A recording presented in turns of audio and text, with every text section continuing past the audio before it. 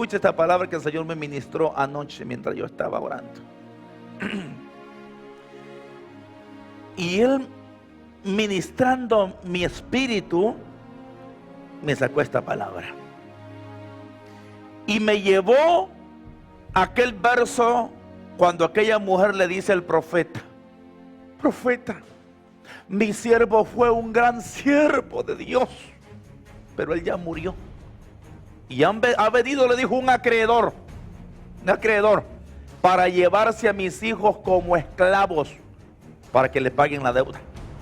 Y le dice el profeta: mujer, ¿qué tienes en casa? ¿Qué tenías, mujer?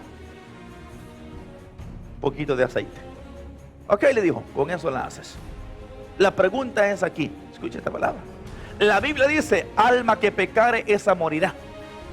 Sí. Pero hay consecuencias de cosas que nosotros hicimos como padres que han arruinado a nuestros hijos. El pecado, cada quien morirá por el pecado que practicó. Pero hay cosas que nosotros hicimos que arruinaron a nuestros hijos.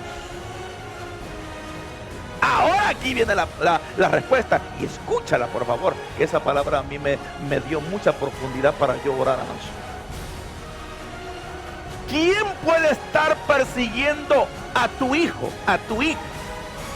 ¿Cómo dijimos que se llamaba aquel que le quería llevar a sus hijos? El acreedor. Es una persona que cobra una deuda. ¿Habrá alguna deuda que tú no la has puesto todavía, diciéndole al enemigo: diablo mentiroso, mi esposa y yo, que pudimos haberle fallado a Dios en el pasado, ya no debemos nada, porque en Cristo Jesús se fue la ansiedad, se fue la pobreza, se fue la miseria, se fue la iniquidad, se fue el pecado, se fue la transgresión, se fue todo sobre Cristo? Por lo tanto, si me quieres cobrar algo a mí o le quieres cobrar algo a mis hijos, ya no debemos nada, porque en Cristo Jesús se fue pagada la deuda. Pero eso es para el que lo sabe. ¿Tú sabías que el diablo es un abogado también, que sabe leyes? Pero él no es un abogado, él es un fiscal, pero estudió jurisprudencia. ¿Sí? Es un abogado, pero del lado contrario. No defiende, sino que acusa. Él demanda. El diablo pone una demanda al pueblo de Dios. Y dice: este hizo tal cosa, oiga, tengo derecho sobre sus hijos. Cuando el cristiano sabe cómo defenderse, no, la Biblia dice en Isaías capítulo 53, verso tal, como dice un abogado: su señoría, artículo tal del Código Procesal Penal dice esto y esto, y mi cliente es en este caso favorecido bajo ese artículo. Oh, ¿sabe? Si tú y yo no sabemos aplicar la palabra del Señor, nuestros hijos pueden estar siendo perseguidos por acreedores de nuestro pasado. Yo sé que este punto a muchos no les rima, porque comienzan hablando, no, ya está hablando de los pecados generacionales, que no sé qué. Hay mucha gente que todavía está en algún tipo de persecución por la misma ignorancia. Hay padres, madres que le dejaron algún tipo de deuda a sus hijos. ¿Tú sabías que en algunas ocasiones, yo me he fijado eso, lo que la madre sufrió muchas veces lo sufre la hija? Lo que el padre sufrió muchas veces lo sufren los hijos. Si tú sufriste en algo, corta eso después de que te vayas de aquí, hoy en el tiempo de oración. Elimínalo por completo. ¿Tú te recuerdas lo que pasó con David? David tuvo un año de pobreza, de sequía, otro año de sequía, el tercer año de sequía, y David dijo: no, esto ya no es normal. Y consultó a Jehová. Señor, le dijo, ¿qué está pasando aquí? ¿Por qué hay sequía 1 año, 2 años, 3 años? ¿Por qué no puedo prosperar en mi vida? Y Jehová le respondió. Diga conmigo, Dios responde. Dios responde. Al que le pregunta, Dios le responde. Él mismo dijo: pidan y yo les voy a decir.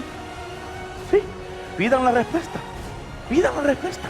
Demanden respuesta y yo se la voy a dar. a unas cosas que están ocultas. Dijo, ¿qué? Yo se las voy a dar a conocer. Y David le pidió respuestas al Señor. Le pidió respuestas.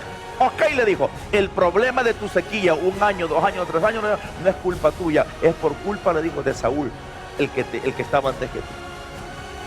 Saúl, le dijo, violó un pacto, le dijo, contra los gabaonitas. Y por ese pacto que Saúl violó contra los gabaonitas, tú estás pasando, le dijo, esta sequía en este momento.